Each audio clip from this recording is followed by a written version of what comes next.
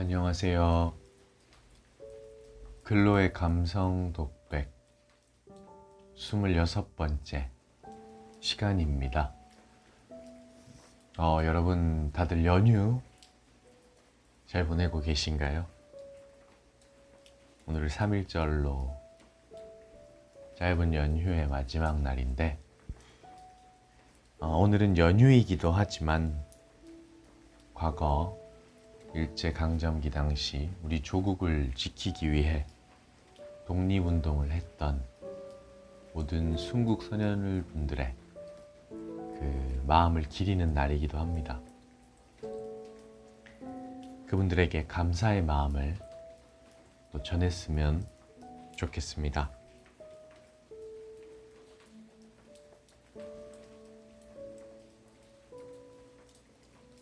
지금 밖에는 비가 추적추적 내리고 있어요.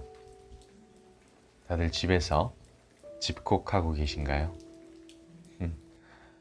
저는 아는 선배님과 함께 인천에 마약 짜장면을 먹으러 왔습니다.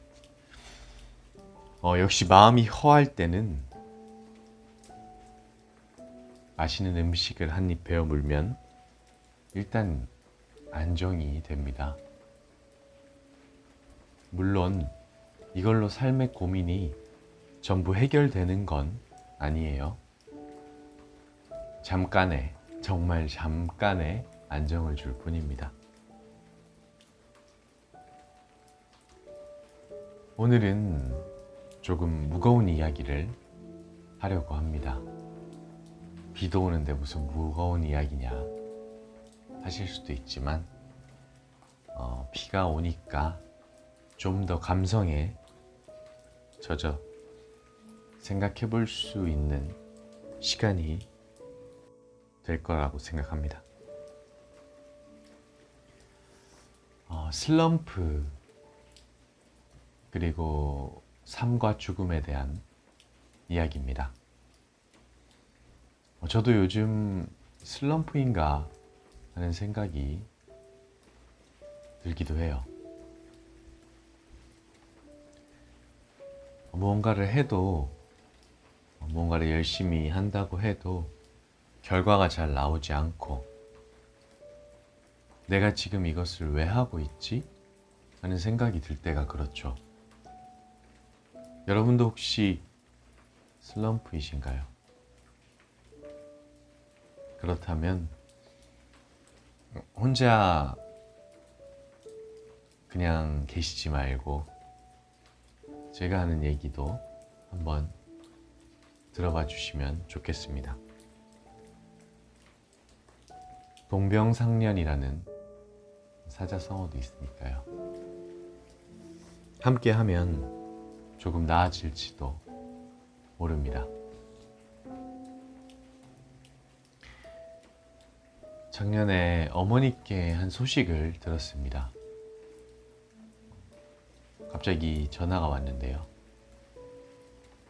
평소 어머니께서 친하게 알고 지내던 아주머니가 계셨습니다. 이분은 공부를 하면서 일생을 교직에서 또 교수로 아이들을 가르치며 살아오셨어요. 그래서 결혼도 하지 않으셨죠. 평소에 어머니를 뵈러 이제 같은 동에 살아서 찾아오셨다고 하는데요. 가끔 어느 날은 찾아오셔서 요즘 코로나 때문에 많이 힘들다 그리고 외롭다고 하셨다고 합니다. 어머니께선 코로나 때문에 다 그런가 보다 하고 넘어가셨어요. 그런데 이분이 모든 걸 정리하고 싶다고 했다고 합니다. 그러면서 자기의 방에 있는 자신의 집에 있는 책장에 마음에 드는 책이 있으면 가지고 가라고 하셨습니다. 어머니께서는 평소 책 읽는 걸 좋아하셔서 몇 권의 책을 골라서 가지고 가려고 하는데, 그 아주머니께서 어머니가 고른 책 중에 몇 권을 이 책들은 내가 너무 아끼는 책이라면서 안 가져가면 안 되냐고 하셨다는 거예요.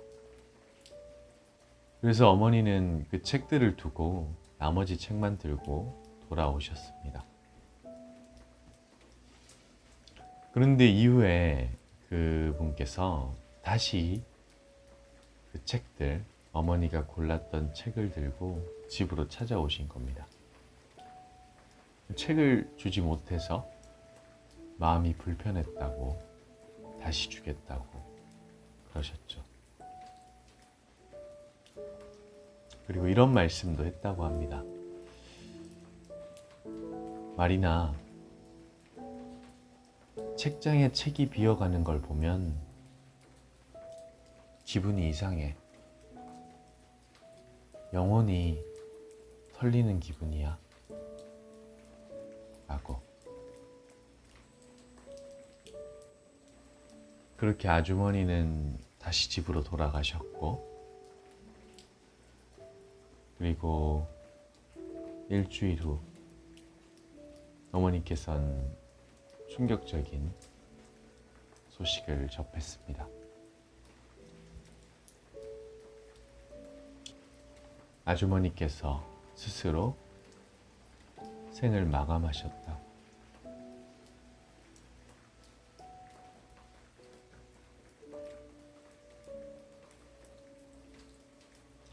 저는 이 소식을 듣고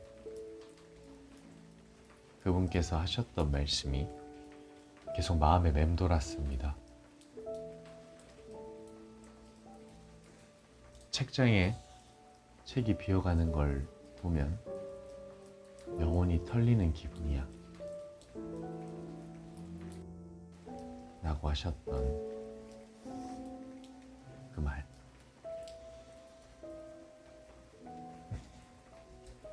영혼.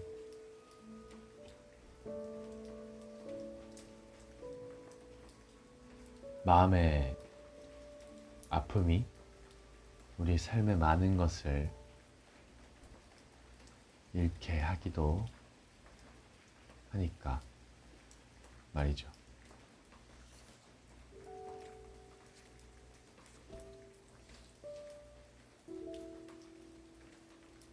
때론 허무하게 무너지는 삶 앞에서 이 인생은 어떤 의미가 있을까 고민하기도 합니다.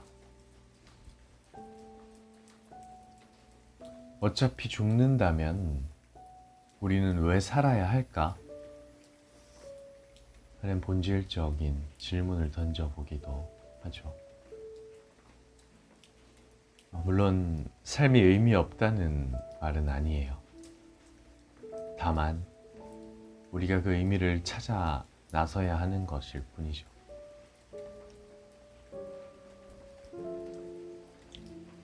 작년에 읽었던 책 중에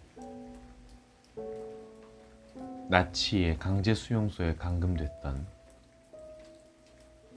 한 정신 분석학 박사 빅터 프랭클의 경험담을 읽어드리고 오늘의 독백 마무리하겠습니다.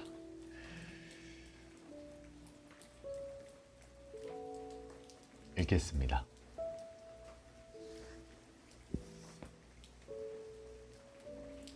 그는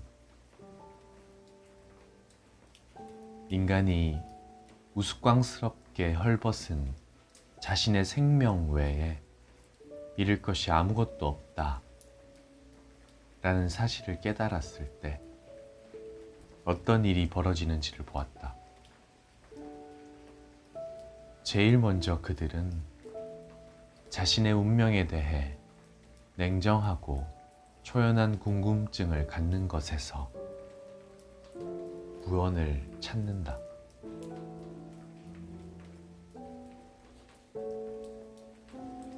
하지만 명백하게 몰상식한 이런 시련에서 더 큰 의미를 찾도록 도와주지 않는 한 위에서 이야기한 순간적인 위안들은 그들에게 살고자 하는 의지를 북돋아 줄 수 없다. 바로 여기서 우리는 실존주의의 중심은 주제와 만나게 된다. 즉, 산다는 것은 곧 시련을 감내하는 것이며 살아남기 위해서는 그 시련 속에서 어떤 의미를 찾아야 한다는 것이다. 만약 삶에 어떤 목적이 있다면 시련과 죽음에도 반드시 목적이 있을 것이다. 하지만 어느 누구도 그 목적이 무엇인지 말해 줄 수는 없다. 각자 스스로 알아서 이것을 찾아야 하며 그 해답이 요구하는 책임도 받아들여야 한다. 그렇게 해서 만약 그것을 찾아낸다면 그 사람은 어떤 모욕적인 상황에서도 계속 성숙해 나갈 수 있을 것이다. 여기서 프랭클 박사는 다음과 같은 니체의 말을 인용한다. 왜 살아야 하는지를 아는 사람은 어떤 상황도 견뎌낼 수 있다. 닥터 프랭클 죽음의 수용소에서 중에서 펴낸 곳 청아출판사. 네, 여러분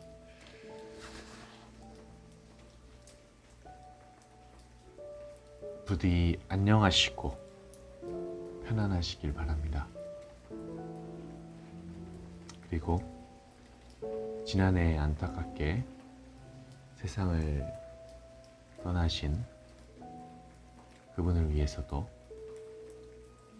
조의를 표합니다. 삼가 고인의 명복을 빕니다. 감사합니다.